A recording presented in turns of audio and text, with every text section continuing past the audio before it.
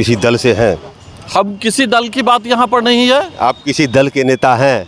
हम भाजपा से हैं और कोर्ट भी इसमें मिसगाइड हो रही थी कि हमको तो मुआवजा दिलवाना है।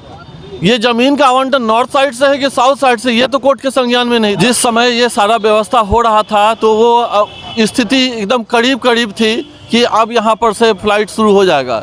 यहाँ की इच्छा शक्ति सबसे पहले यहाँ के जनप्रतिनिधि को होनी चाहिए कि पूर्णिया में क्या आवश्यकता है। ये मूलभूत आवश्यकता है आज के दिन में। पूर्णिया के सांसद प्रेस वार्ता के दौरान ये बोले कि एयरपोर्ट के मुद्दे पर राजनीति की जा रही है, जो ठीक नहीं है। आप कहाँ तक मानते हैं कि राजनीति हो रही है? वाकई बात तो सही है, राजनीति तो हो ही रही है। पूर्णिया के जितने भी राजनीतिक हैं वो पूर्णिया को छोड़ करके बाकी सब जगह की बात करते थे। राजनीति नहीं तो और क्या है। वो अपने गृह जिला को छोड़ करके और पूर्णिया की बात को छोड़ करके बाकी जगह की बात करते, तो राजनीति नहीं तो क्या है।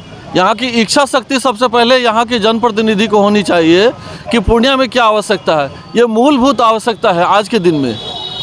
और उसके बावजूद भी ये खींचातानी में पूर्णिया की जनता पिसा रही है।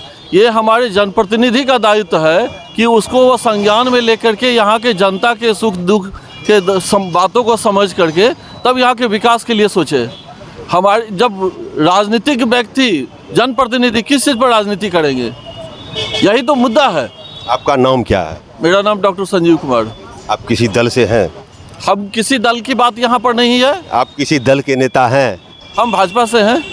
आप भाजपा से हैं? निश्चित तौर पे। तो अमित शाह जी यहाँ पर हवाई जहाज उड़ा दिए थे रंगभूमि मैदान में। देखिए, ये जो चीज़ है, जिस समय ये सारा व्यवस्था हो रहा था तो वो स्थिति एकदम करीब करीब थी कि अब यहाँ पर से फ्लाइट शुरू हो जाएगा।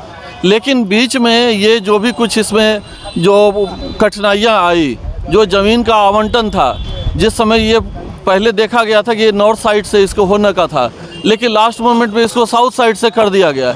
तो जब साउथ साइड से कर दिया गया तो जो मिनिमम रिक्वायरमेंट और जो ज़मीन की थी 15 एकड़ ज़मीन की, वो ज़मीन तो अभी राज्य सरकार दे नहीं पा रही है। तब राज्य सरकार को सोचना चाहिए कि कैसे ये ज़मीन हम पूरा करें ताकि ये काम पूरा हो सके। जिस समय एयरपोर्ट के लिए भूमि अधिग्रहण की जा रही थी उस वक्त भाजपा भी जदयू के साथ बिहार में सरकार में थी, तो उस वक्त भाजपा कहाँ थी जो उत्तर के बजाय दक्षिण दिशा में अधिग्रहण हो गया?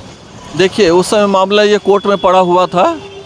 जब ये ज़मीन का यहाँ पे नॉर्थ साइड का पहले हुआ था तो उसमें ये मामला था कि नॉर्थ साइड में ज़मीन होना था। और ये बात की जानकारी यहाँ आरटीआई से जब पेपर सारा निकाला गया तब ये जानकारी मिली कि नॉर्थ साइड में जो ज़मीन का आवंटन होना था वो नॉर्थ साइड नहीं कर करके उसको साउथ साइड कर दिया गया है। और इसी बीच में ये पूरा का पूरा मामला कोर्ट में था और कोर्ट भी इसमें मिसगाइड हो रही थी कि हमको तो मुआवजा दिलवाना है।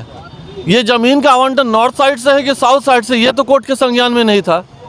तो इसमें पूरी की पूरी एक राजनीतिक इच्छा शक्ति की कमी रही। अगर उस समय हमारे जनप्रतिनिधि लोग सोचते तो इन चीज़ों का संज्ञान लेकर के शायद नॉर्थ साइड अगर हुआ रहता तो कनेक्टिविटी की भी प्रॉब्लम नहीं रहती और जो यहाँ पर पैसेंजर का जो फुलफिलमेंट की बात हो रही थी उसमें भी सफिशिएंट नॉर्थ साइड से सफिशिएंट हो सकता था। देखिए, एयरपोर्ट पे किस तरीके की राजनीति होती है ये अभी डॉक्टर साहब ने बताया कि वाकई राजनीति होती नहीं है बल्कि राजनीति की जा रही है।